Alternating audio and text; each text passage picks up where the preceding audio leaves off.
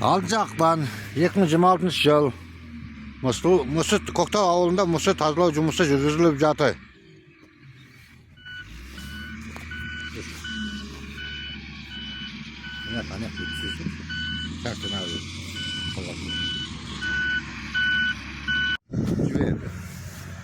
Bugün 6 ақпан февралдың. Міне Koktay ауылында мұсуды тазалап жатырмыз. Міне техника.